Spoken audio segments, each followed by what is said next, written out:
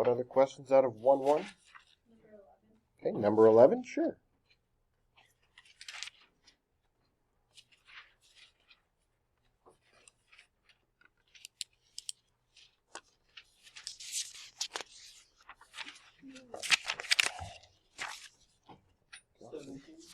$17. 17? Sure. Okay. Let's see. Anything else? 18 and 19? 18 and 19, sure.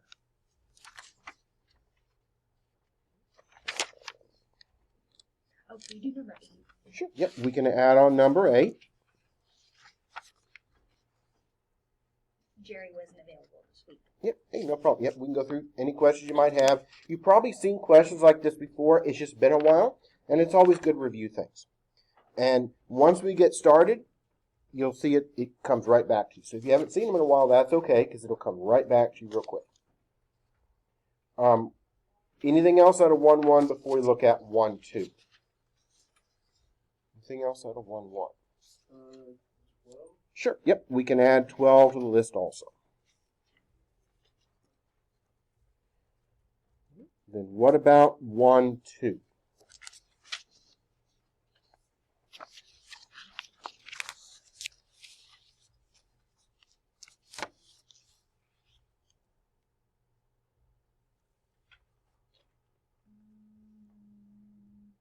Number 8. Sure, question number 8. What about 5 and 6? Did we understand how to do 5 and 6 and what to do on those literal equations? What do you mean to look for? Yep, we can look at 5. Okay, 5 and 6 are very similar. One shows you how to do the other one. It's just different numbers in a different order, basically. Then can we do 10? Yep, we can add 10 to the list also. Oh, and 13. And 13. Okay, did we have any others to look at? Which one? 17. Sure, 17. Okay. And 20. And 20 also.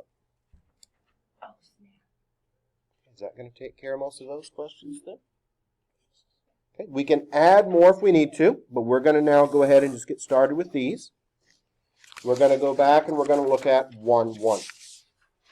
Now, last time, remember, we covered 1-1. And 1-1, what did we look at? We looked at the difference between an equation and an expression. And what's the difference? Well, an equation, remember, has an equal sign and can be solved. An expression does not. Then we talked about the 3 types of equations. And what were they?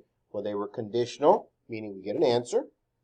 Identity, meaning the sides are the same.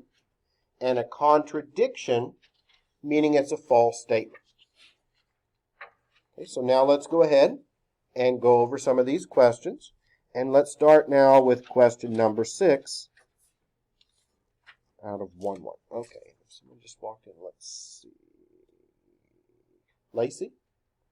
Is it Lacey or is it Madison? Madison. Oh, yep, no problem. Okay. All right, so let's now go ahead and look at question number 6 here. Now, when we work with one of these, what we do is we want to get rid of our parentheses first. That's our first order of operations, is to get rid of those parentheses here. Now, sometimes they have extra parentheses that we really don't need. On the left-hand side, we're going to go ahead and distribute the 7 through. So we'll distribute that 7 through, and that gives you now 7x plus 21. Now, on the right-hand side, sometimes you'll have an extra set of parentheses. And is there anything in front of this parentheses at all to begin with? No. So we really don't need them. And sometimes you'll have extra parentheses, because they might be left over from another part of a problem. But in this case, you've got an extra set that we really don't need. So we don't need those parentheses on the right-hand side, so we can write it without them. And now, once we look at this, what do we notice? They're the same, right? We don't have to do anything else. We know these are the same. And if it's the same, then that means they are identical, right? And that's an identity. And what's the solution set for the identity? All real numbers. And that one probably just threw you for a loop because that extra set of parentheses that you really don't need. And sometimes they'll be there. Sometimes you'll have a leftover set of parentheses from another part of a problem. And then those came out to be the same. So they are then identical. So that makes it an identity.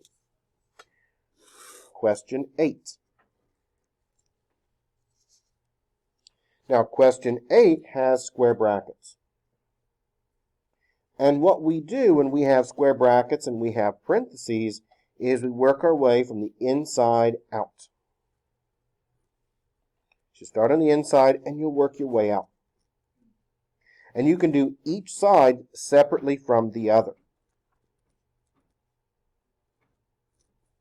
Now, just like the previous one, on question 6, we didn't need this set of parentheses here.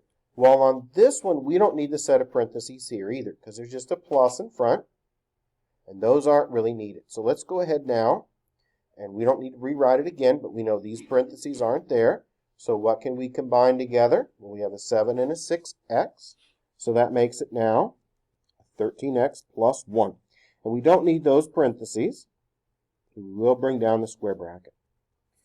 And on the right-hand side, what can we do on that side? Well, on that side, we have a negative out in front. And what do we do when we have a negative in front? What happens with that? Yep, it gets distributed or pushed through. So we'll go ahead now and change our signs. So that makes it a minus 5x and a minus 8. Is everyone okay with what I did so far? So why did I could have rewrote it, but I really don't need this parentheses here. Why not? Because there's nothing in front. That's almost like having basically a 1 in front, right? Okay, if there's no number there, it's like having a 1. So when we have a 1 in front, all that does is just get rid of it, because 1 times anything is just itself. So then we went back and we looked and we saw 7x and 6x. Well, that made it 13, and then the 1 just came down. Now, square brackets and parentheses behave the same. The only reason why we use square brackets is so we don't have multiple sets of parentheses. So we now have square brackets here. So this negative in front, what's going to happen with it? It's going to be distributed through just like it was going through a set of parentheses. And that's going to now make this a minus 13x. And make sure you're careful here, and a minus 1. So it changes both of them. Now, what about the right-hand side? Well, I personally always like to write the variable first. So that's a minus 5x. And then what about our numbers? What do we have? We have a 4 and a minus 8, right? Different signs. 8's the larger number. Sign of that is negative. So 8 minus 4 is a 4. And that's going to come down now as a negative. Why? Because your 8's your bigger number, and it has the negative with it. Now we should be able to quickly solve this. So we're going to move things around. And you can do multiple steps, or you can do it all in one step. I'm going to go ahead and add that 1 over to each side. And I'm also going to add 5x over to each side. And again, if you want to do it in separate steps for each piece or part, you can. Now, what's left over? Well, we have a minus 13 and a positive 5. Okay, 13 is the larger number, so my sign is going to be negative. And 13 minus 5 is a 8. So it's going to come down as a minus 8x there. Okay. What about the right-hand side? Because it's negative 1, positive 1, those cancel. Those 5x's cancel. And what about on the other side? Well, minus 4 plus 1. It makes it a minus 3, doesn't it? And now what do we do? Now we can go ahead and divide. And we'll divide both sides by negative 8. And what do we know about a negative divided by another negative? Makes it positive. So that makes it a positive 3/8, doesn't it? And it doesn't ask specifically, but what type of equation would this be? This would be conditional, right? Because you have a condition that makes it work. So that would be conditional, and that would be your answer on that one. Right, is everyone okay with how I work that one out? Yeah. Just take your time, distribute through. Where students make a mistake at is when you distribute through this negative. I always circle it whenever I have a negative, and I draw my arrows. That makes sure I remember that both pieces get the signs changed. The most commonly made mistake is when students forget to distribute through to the second piece, like that 8 there. Many, many times I see students work it all the way out. They get to this point, but they make that a positive 8, and then they finish it, and their answer's not correct.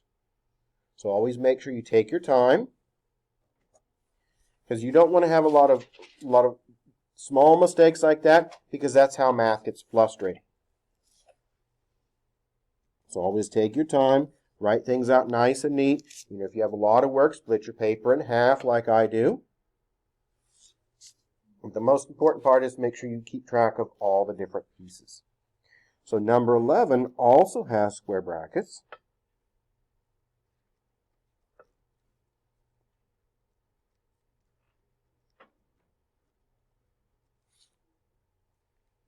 This one just got more to it again.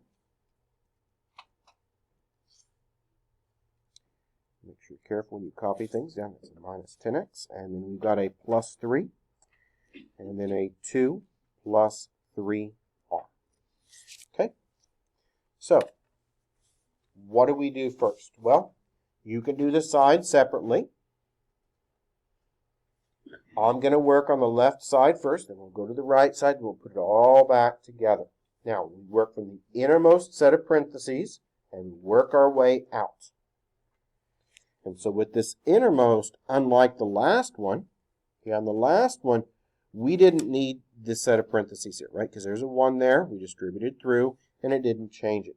On this one, though, we have a negative in front of our parentheses. So that means that negative has to be distributed through. And that's going to go back and change our signs. So now we have a 3, we have a minus 5, and a plus 5r. And if you want to combine multiple steps together, you can do that. I just try to do the steps I think where we need to, but if you want to put more steps in or take them out, you can do that. Just be careful if you start doing things mentally. So on the right-hand side, what do we need to do? Distribute that 3 through. So now on the right-hand side, we've got a minus 10, and then we've got a positive 6, and a plus 9r. Okay, is everyone okay with that so far? So we distributed our negative through on the left, and I went ahead and distributed the 3 through on the right. Now, what's next? Well, on the left-hand side, we can combine inside our square brackets. So we've got a 5r. I'll write that first. And again, just my preference, but I write the variable first. And then we've got 3 minus 5. Well, that makes it a minus 2. And we still have our 2 out front, and we have a minus r behind it. Bless you. And the right-hand side, we can pretty much finish it, because on the right-hand side, we now have a 9r and a minus 10 plus 6. That makes it a minus 4. Is everyone okay with that so far? Yeah. Now what do we do? Well, right-hand side is done. So we're going to condense down the left a little more. Distribute through that 2.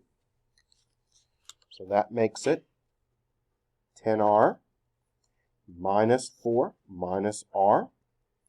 And we'll just copy the right-hand side down. And now we know that it's going to be an identity. Why? Because if we look at the left-hand side, we've got 10r minus r. That makes it 9r, which matches up. And we have a minus 4, which also matches up with the right-hand side, doesn't it? So these are the same again. So what is it when they're the same? This makes it then an identity, right? So this is an identity. And what's our solution? All real numbers. Okay, so there's going to be our solution there.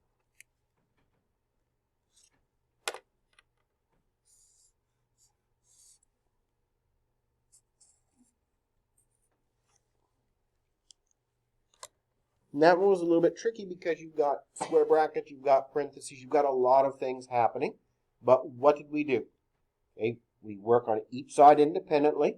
So we did the left a little bit, we did the right, then we combined them all together, and we finally got the fact that it was an identity. Now, when it comes to brackets and parentheses, what do? You work on the inside, and then you just slowly work your way out to the end.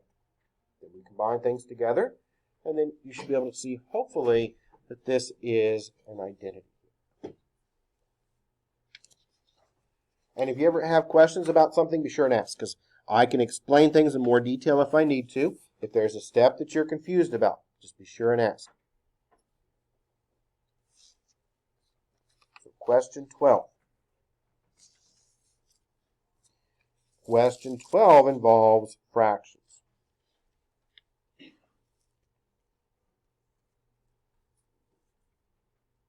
And this is going to allow us to use the technique called cross multiplication.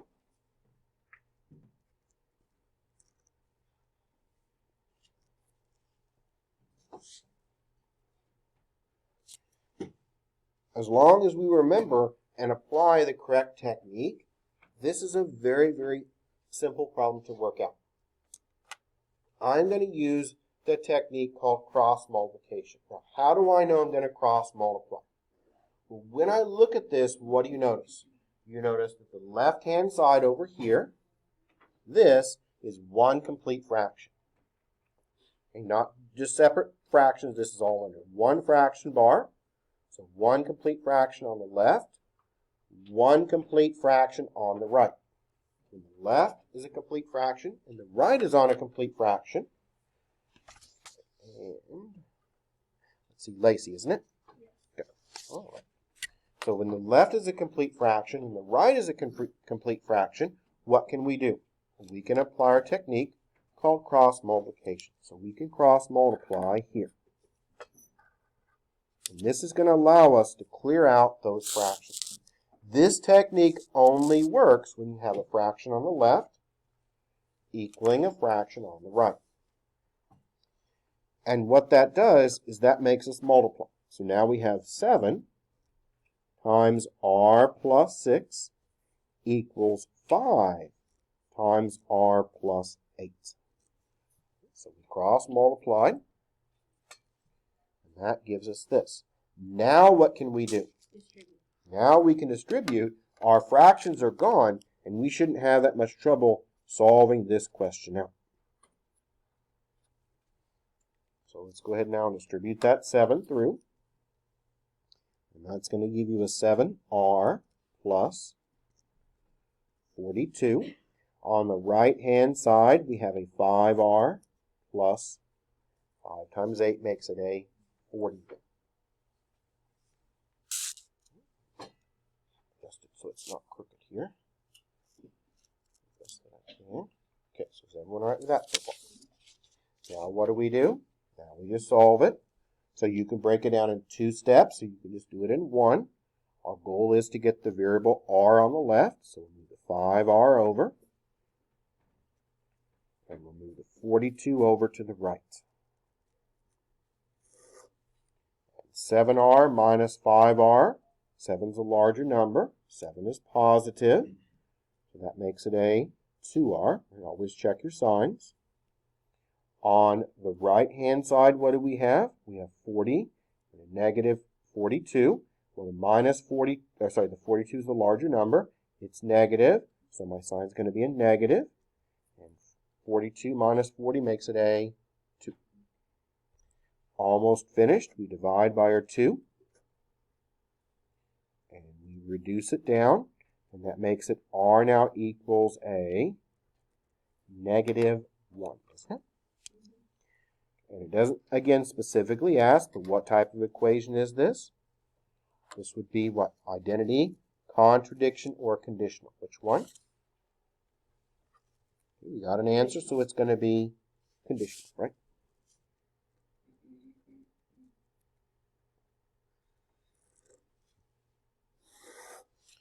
Is everyone okay with that cross multiplication technique? That's going to be the easiest way now to go through and solve something when you have a fraction equaling another fraction. Let's see, Lacey, do you have the homework packet, Mr. Lewis? Oh, yep, I'll get that to you real quick. Wipe the hands off here.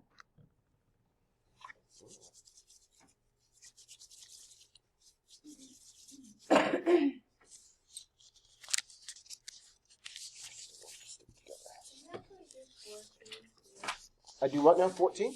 Yep, sure. We can add 14 to the list also. Okay, let's add 14 to the list here.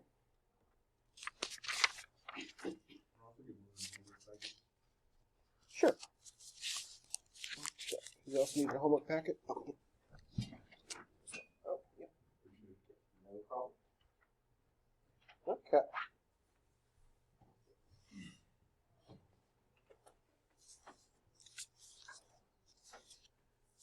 So question 14 we'll look at next. Now 14 is a little bit different.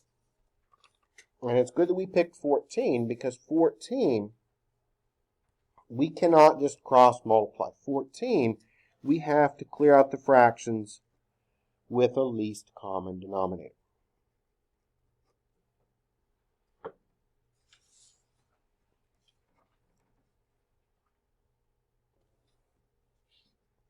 Now, we can't just cross multiply because on the left-hand side we have two fractions here. So what we need to do is we need to clear out the fractions. And the least common denominator is what we need to find. So the least common denominator of 5 and 3 is going to be what? Can someone tell me? 15. Yep. Okay. So let's take our time. Talk about what we're going to do. We're going to multiply everything by a 15. And how does it work when we clear these fractions? When we distribute or multiply through that 15, what are we going to do? Divide by the number down below, multiply by the number on the top. So divide, multiply. So 15 divided by 5. 15 divided by 5 is a 3. Times 2x makes it now a 6x. Next one, 15 divided by 3. Well, we'll bring down our negative, so we don't forget about that. 15 divided by 3 is a 5. 5 times the x there makes it a 5x. And then we have 15 times 4, right, because there's a 1 down below. We don't write it, but we know it's there. So 15 divided by 1 is just 15. Times 4 makes it now a 60, doesn't it? Okay. And we're almost done with this one. On the left-hand side, we have 6 minus 5. It makes it a 1, so that makes it a single x. And it equals now 60. And that's going to be our answer, because that's our solution. And this, again, would be conditional. And why is it conditional? It's conditional because we have a solution. A lot of times, students just struggle with the fractions, and it's just a matter of getting started. It's clearing them out, and then once they're gone, generally speaking, students can solve it without much of an issue after that. It's just getting past those initial fractions. 17.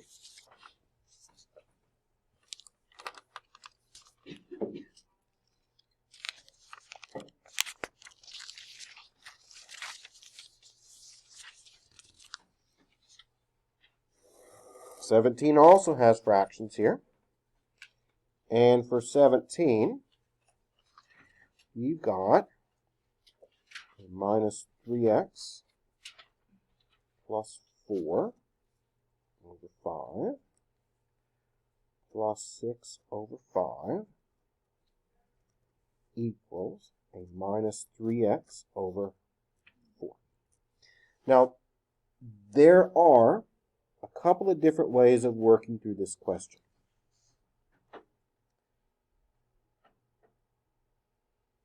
What I'm going to do is I'm going to look at this in terms of what's got the same denominator on the left-hand side. Well, if I look here, what do we notice about both of these? Same denominator, right? So if they've got the same denominator, then they can go together. So what do we have on the left now? We've got a minus 3x, and then we've got the 4 and the 6. Those can go together and make it 10, and that's over 5. Is everyone okay with what I did there? So what I did was I said, oh, look, these have the same denominator. So they can all just go together. And then the minus 3x came down, and then the 4 and the 6 makes it now the 10. Now the reason why it did that was look at the other side. The other side is a minus 3x over 4, right? And that minus, you can put that minus on the top, and I usually do. If the minus is out in front, like let me show you. Okay, this minus is out in front. A lot of times I find students get confused with that, and you might accidentally think it's part of the bar here. So what I do is I just put the minus on the top. That way we don't accidentally think it's part of the division bar, and that way we make sure we keep track of it. Now, why did I do it this way? Well, when I did it this way, what do you now notice? Okay, this is going to be a much simpler problem doing it other ways. Now we notice we now have the same, a fraction equaling another fraction, right? We don't have the same denominators, but we can cross multiply. Why? Fraction on the left, fraction on the right. So go ahead now, cross multiply. And let's see what happens when we cross multiply. Well, we have a 4 times a minus 3x plus 10. Then we have a 5 times a minus 3x.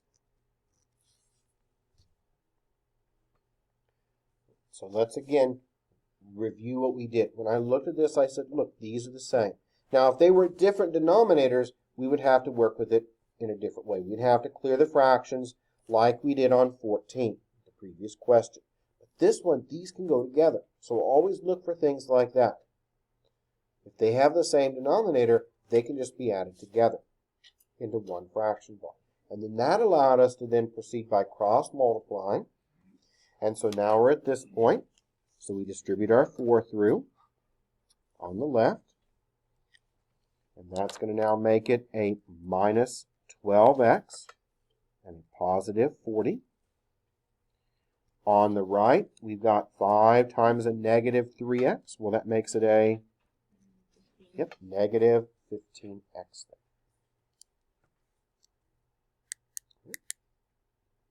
And there are other ways of working this. You could have broken up all the fractions and cleared them out, but I think this kind of illustrates cross multiplication. And it's quite a bit simpler than any other way. So we distributed through. Now we can finish it.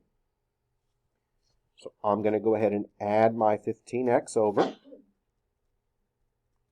And I'm going to move that 40 over with subtraction as well.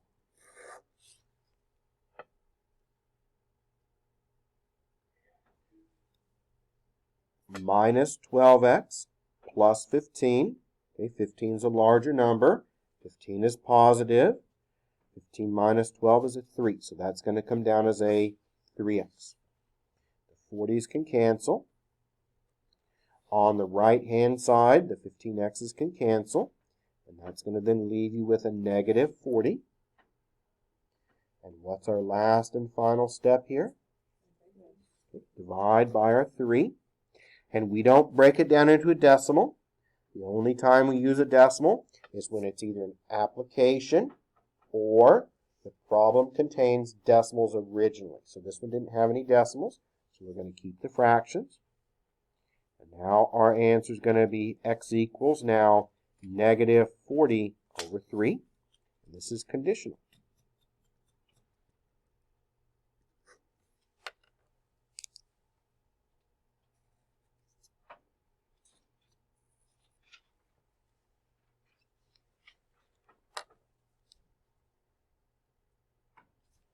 We've got a couple more to look at.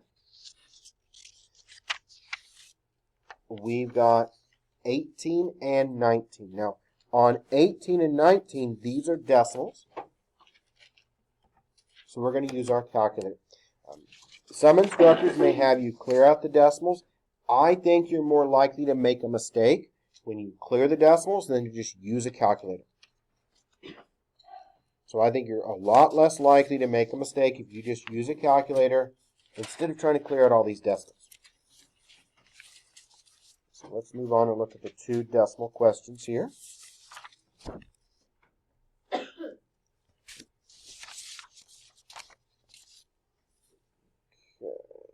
We're going to look at 18 and 19. So question 18, got a minus 0.04x plus 0.11 times x plus your 22,000. And that equals 2560. Okay, we're going to use a calculator here. You don't make a mistake with these decimals and multiplying. So let's go ahead and clear it out here. And what are we going to do? Well, we're going to distribute through first.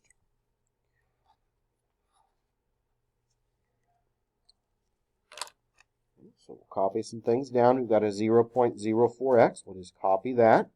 And we've got a plus 0.11x. And then now we've got 22,000 times 0.11. And that now comes out to be 2420.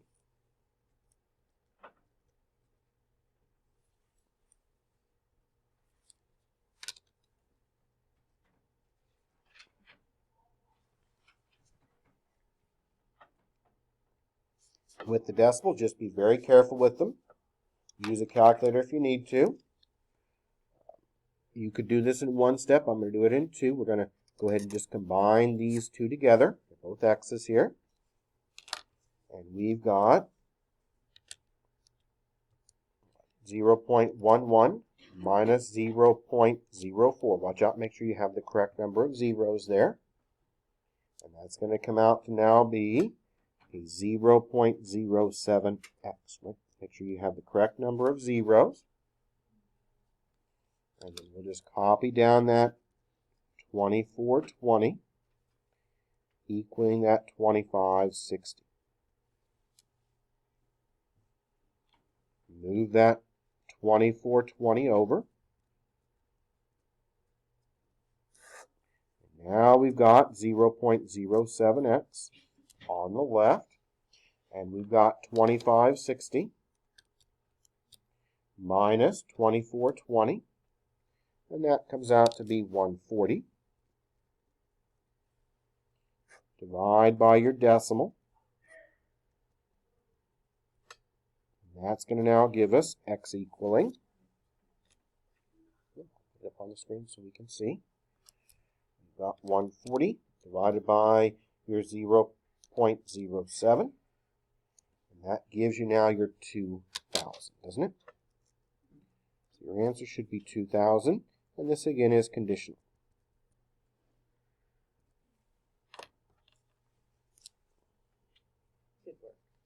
And I know that if you read the textbook a lot of times is going to tell you to clear the decimals. I think it's more difficult to do that, and you're a lot more likely to make a mistake. If we didn't have a calculator, you'd probably clear the decimals and work it out that way. We have a calculator, though. If you start clearing out the decimals, you may make a mistake of writing something down incorrectly. So we're just going to use a calculator for all these decimals. And one more, and we'll move on to the next section. And once we finish up the questions out of 1-2, we'll take a short break. So minus 0.5 times 30,000 plus 0.15p. And make sure you're careful with the decimal point. I always put the 0 in front. That way you don't lose the decimal point. If I don't put the 0 in front, then I might think that's 15. Okay, so I always put the 0 in front of my decimal. That way I don't ever make that mistake. On the other side is going to be 0.02 times your 30,000 plus P.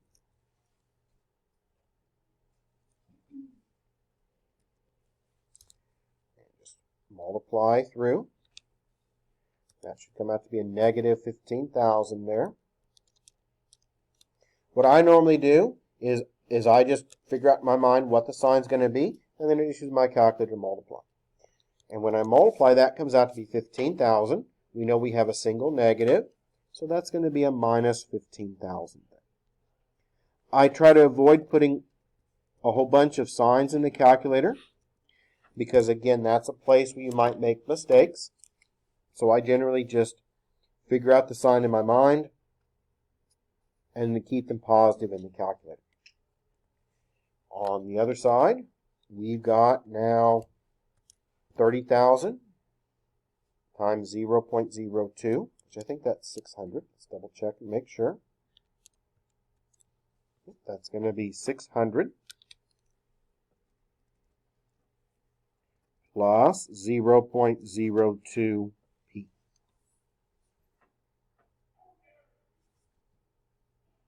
Yep, move things around. Be very, very careful with these decimals. It's so easy to make a mistake here. I see students make this mistake all the time. I'm just going to do it in 2 steps. Well, yeah, I'll do it in 2 just so we see this and don't make a mistake. The most commonly made mistake on these type of questions is here. And I'm just going to do it in 2 steps. You could do it in 1, but I want you to see where the commonly made mistake is. The most commonly made mistake is students are going to put these together, but they're going to think that's 0.2, not 0.02. So be very, very careful with that. Now, what do we have here? We know it's going to be a negative, right? We've got 0.15 minus 0.02. We know it should be negative. It's going to come out to be what now? It's going to come out to be, positive, I said it wrong. Yeah, because this one's larger. So that's going to come out to be a positive 0.13p, right? Okay. Where do students make a mistake? They type this in. Right? See it happen all the time. And then they write down a minus 0.05, and it's not. Okay, we got to make sure you put the correct number of zeros in. We know it's positive. Why? Because 0.15 is larger than 0.02. So that's why it's positive. And what about the other side? Well, that's gone. So that makes it now what? 600. And you could have done that in 1 step. I did it in 2 just to reinforce the decimals. Because that is where students make a mistake, is here. They lose a decimal point or a 0 somehow. Add your 15,000 over.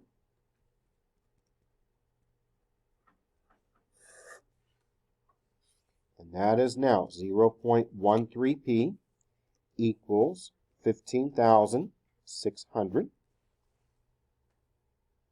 Everything else looks right there. So what's our last step going to be?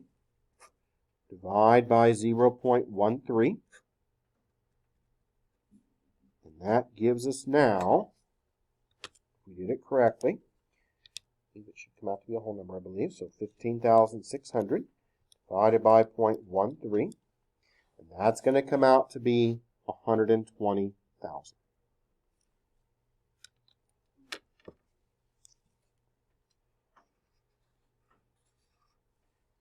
And that again is conditional.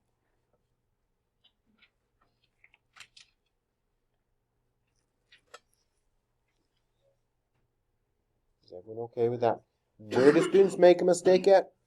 They make the mistake right here. This is where students make the mistake.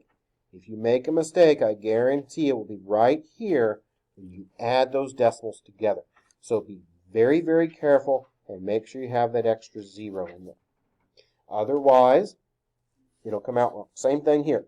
If you're not careful, students may add those wrong and get 19,000. Well, it's not 19,000, or sorry, 21,000. It's 15,600. So don't just add those together. Watch the number of zeros. Be very careful when you add them together. And that should give you your answer then of 120,000. We'll work out a couple of questions out of 1-2. Then we'll take a short break. We'll come back and we'll finish them up because we have quite a few questions, which is a good thing. We need to make sure we understand all these concepts. So 1-2, we're going to look at question 5.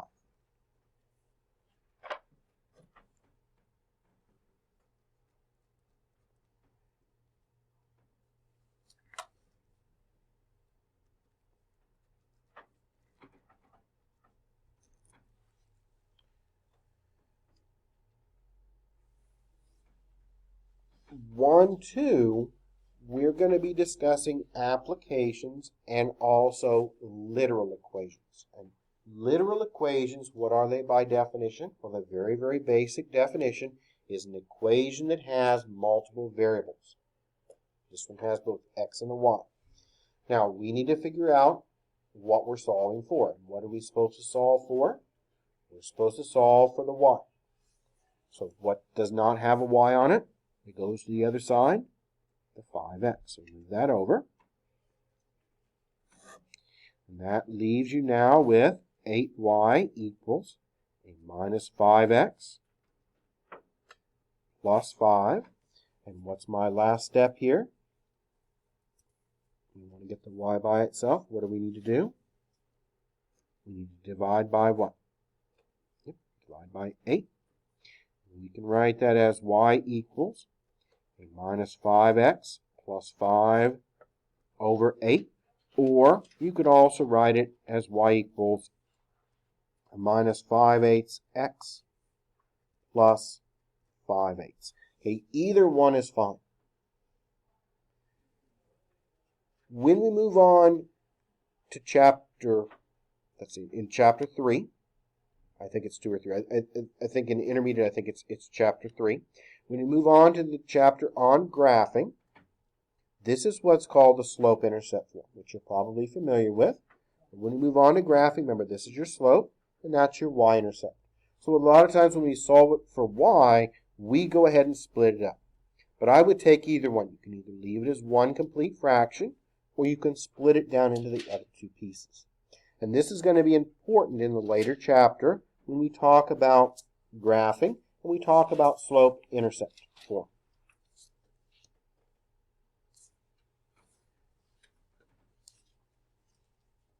Question 8.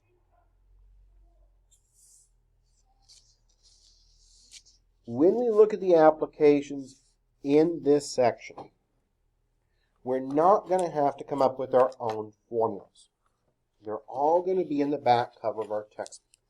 So what we're going to have to do is identify what formula to use, what components we're missing, and fill them in.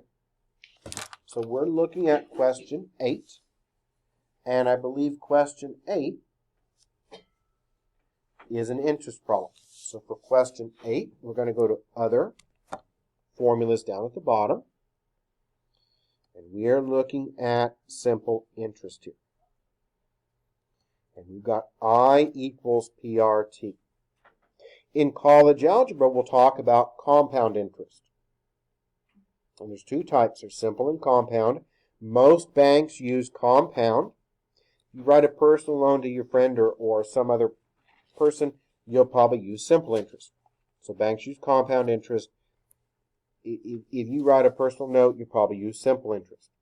So I equals PRT. So that's what's going to happen on question 8. We'll write up our formula, and then we'll identify the components that go to each one.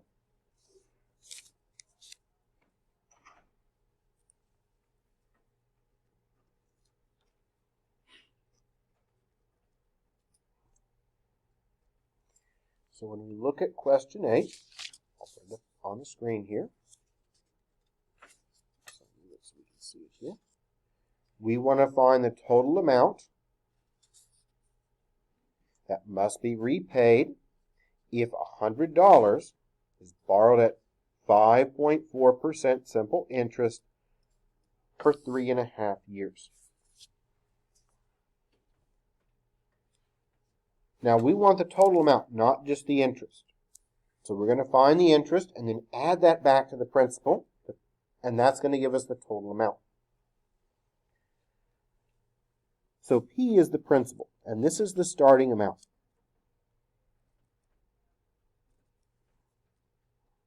So this is how much we initially borrowed. And how much did we initially borrow? Well, we borrowed $100. So my P is going to be 100. And then we've got R. And R is the interest rate. And that's going to be, as a percentage, we're going to convert it to a decimal. So we take that percentage and we're going to turn it into a decimal. And we've got 5.4%. And so as a decimal, a lot of times students make a mistake here. When you convert, make sure you add in those extra zeros. So 5.4%, you'll move it 2 places back. So that's 0.054. Right? Make sure you move it back twice because it has to go one and then another one. So you moved it here, so make sure you put that 0 in front. And then the time is in years, and they give you 3.5 years. So the units of measure match up, years and years. So my T would now be 3.5. We're going to fill it in. And that's going to now be 100 times 0.054 times 3.5. And we'll just simply use our calculator. Just multiply straight across. But that's not going to be, again, our final answer.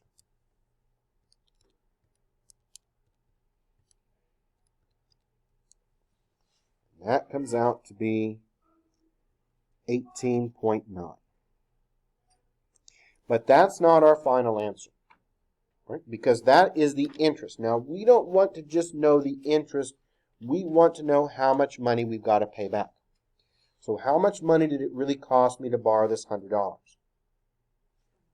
Yep, $18.90, and then we're going to add on our total. So what's my total going to be? My total is going to be, we put them together, 100 plus that $18.90, and that comes out to be $118.90. So that's going to be the total amount that we really borrowed. Okay, we borrowed $100, but by the time we were done with our interest, it cost us $118.90. Let's now go ahead and take a short break, and we'll meet back here at, let's say, 9:35. So meet back here at 9:35. That'll give you roughly a 15-minute break. We'll come back, and we'll finish up the questions out of 1-2 and begin 1-3.